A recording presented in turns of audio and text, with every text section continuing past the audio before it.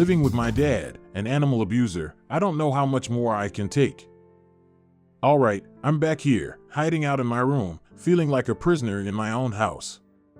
I'm 15, and I live in Los Angeles, the city of dreams. People think LA is all about palm trees, sunshine, and movie stars, but that's the postcard version. What people don't see are the houses like mine, where the walls are thin, the voices are loud, and the tension hangs in the air like smog. My room has become my only safe space, though even here, I feel like I'm just waiting for the next eruption. And today, that eruption came. It wasn't unexpected. I've known my dad's temper for as long as I can remember, but somehow, it still left me shaken to my core. Let me start from the beginning. My cat, Moze, is only a year old. My brother and I brought him home on a whim, this tiny ball of fluff we couldn't resist. We didn't ask permission, didn't plan for it, just showed up with him one day. It was chaos. My mom was furious, ranting about how we didn't need another responsibility and demanding we list him on Kijiji. But then, to everyone's surprise, my dad was the one who said, "Let's keep him." That was rare. My dad almost never speaks up about things like that. At the time, I thought it was a sign that maybe, just maybe, he had a softer side. I was wrong. Dead wrong. Now, I wonder if he only said it because he liked having something else to control. Moze has become my whole world. He's not just a pet, he's family. He has these huge green eyes that seem to look right into your soul, and his tiny paws are always getting him into trouble. I don't know how to explain it, but he's brought this light into my life that I didn't even know I needed. My dad seemed indifferent at first. He wasn't warm or loving, but he wasn't cruel either, not yet. Moze, being the innocent little thing he is, gravitated toward my dad. I think he saw him as the big man of the house or something. It was sweet at first, but now it feels like a cruel twist of fate. For weeks, Moze has been scratching at the carpet on the stairs. It's not ideal, I get it. My dad, though, treated it like Moze was tearing the house apart. Every time he saw a loose thread, he'd snap. "This is my house," he'd say, "and if you can't take care of that cat, I'll handle it." The thing is, I was trying to handle it. My siblings and I ordered nail caps from Amazon, these little rubber things that cover a cat's claws. We managed to get them on one of Moze's paws, but it wasn't easy. He squirmed, fought, and meowed like we were torturing him. After an hour, we decided to finish the job the next day. It seemed like a solid plan, at least to us. The next morning, I was upstairs when I heard a loud thud from downstairs. My heart jumped. Then, I heard Moze scream, a high-pitched, terrified sound I've never heard from him before. My stomach dropped. I bolted downstairs, my sister right behind me, and what I saw made my blood run cold. My dad was standing in the middle of the living room, towering over Moze, who was crouched under the sofa, trembling. My dad had kicked him, hard. Moze had flown across the room, and now he was trying to hide. But my dad wasn't done.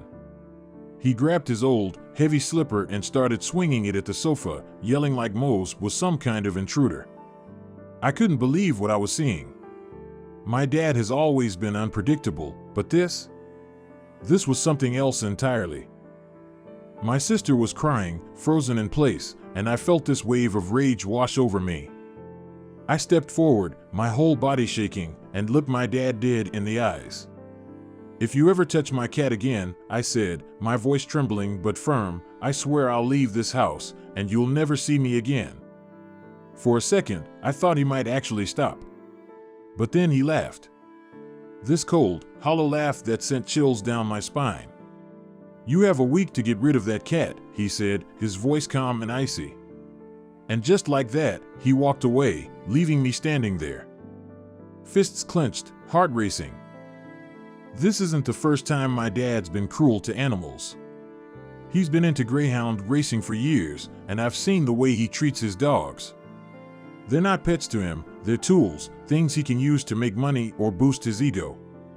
Once, he took my sister's rabbit, a sweet little thing she adored, and let his greyhounds play with it.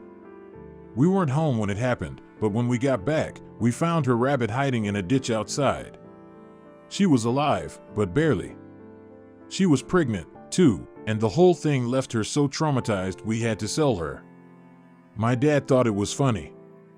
He actually laughed about it, like it was some kind of joke. My sister cried for days, and I don't think she's ever fully forgiven him for it. After what happened with Moze, I thought my mom might be on my side. But when she came to talk to me, it was like she was in a completely different world. Maybe we should get a female cat, she said, and sell Moze. He might be happier somewhere else. I couldn't believe what I was hearing. Moze isn't just something you can replace. I told her to imagine if someone told her they'd sell her own child. She just stared at me like she didn't understand. "Don't run away," she said finally.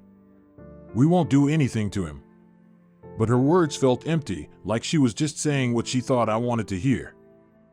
I went back to my room, slammed the door, and let out a scream. I didn't know what else to do.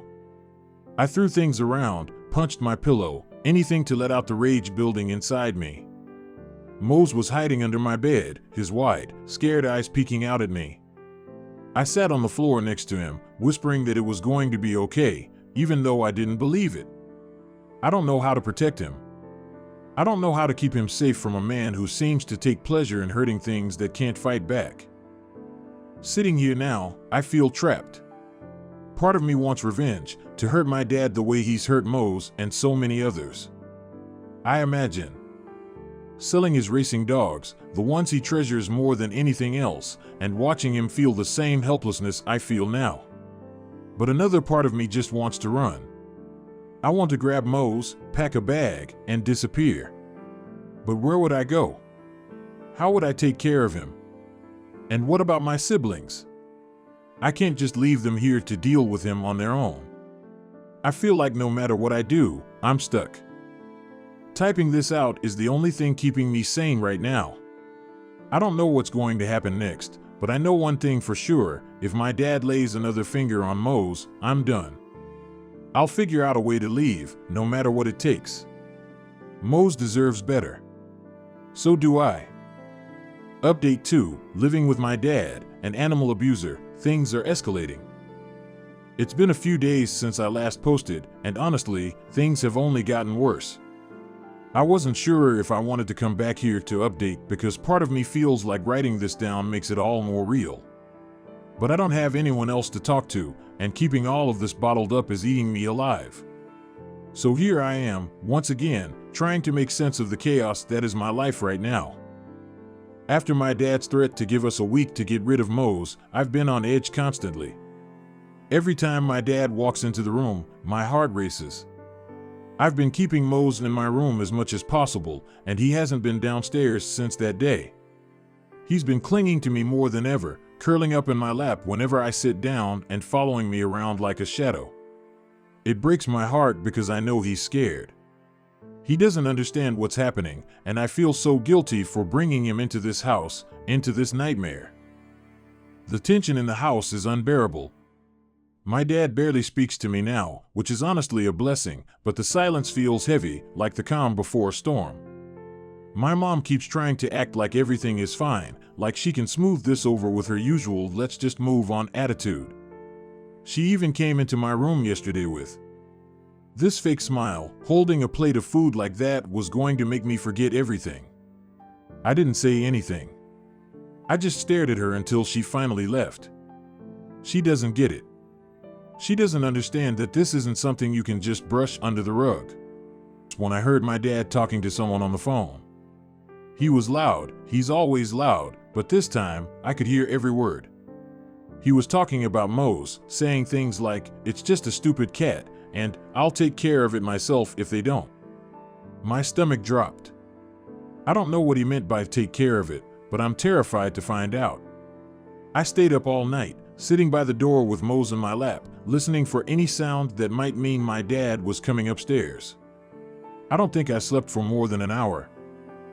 This morning, I tried to talk to my mom again. I told her what I'd heard, hoping she'd finally take this seriously. But she just shook her head and said, "You're overreacting. He wouldn't really hurt the cat. I wanted to scream. How can she be so blind? She's seen what he's done to other animals. She knows what he's capable of. But it's like she's in denial, like admitting the truth would be too much for her to handle. I've started looking into ways to get out of here. I've been saving up money for my part-time job, and I think I might have enough to rent a cheap room somewhere. The problem is, I can't leave Moze behind, and finding a place that allows pets isn't easy. Plus, I'd have to explain everything to my boss, and I don't even know where to start with that. Hi, I need to leave my abusive home with my cat because my dad might kill him? Yeah, that's not exactly an easy conversation to have. Then there's the issue of my siblings. My sister has been crying a lot lately, and I know she's scared too. She hasn't said much, but I can see it in her eyes. She keeps asking me if everything's going to be okay, and I don't know what to tell her. I don't want to lie, but how do you tell a 12-year-old that you don't have any answers, that you're just as scared as she is? Today, something happened that made everything feel even more urgent. My dad came home with this big, heavy lock for the backyard gate. At first, I didn't think much of it. He's always buying random stuff. But then he started talking about how he's had enough of the cat problem and how things are about to change. I don't know what he means, but I have this horrible feeling that he's planning something. I've been trying to think of ways to keep Moze safe, but I feel so powerless. What am I supposed to do? Lock myself in my room forever? Part of me wants to go to the police, but I don't know if they'd even take me seriously. What am I supposed to say? My dad kicked my cat and might hurt him again? I don't have any proof, and I'm scared they'd just tell me to work it out with my family. Plus, if my dad found out I went to the police, I don't even want to think about what he'd do. Right now, I'm sitting in my room with Moze curled up next to me, typing this out and trying not to cry. I feel so stuck, like I'm trapped in a cage with no way out. Every time I think about leaving, I feel this pang of guilt. What would happen to my mom and my siblings if I left? But then I look at Moze, and I know I can't stay here either. He deserves better than this. I deserve better than this. I don't know what's going to happen next. All I know is that I need to find a way to protect Moze and get out of this house before it's too late. If anyone has any advice, I'm all ears. I feel like I'm running out of options, and I don't know how much more I can take.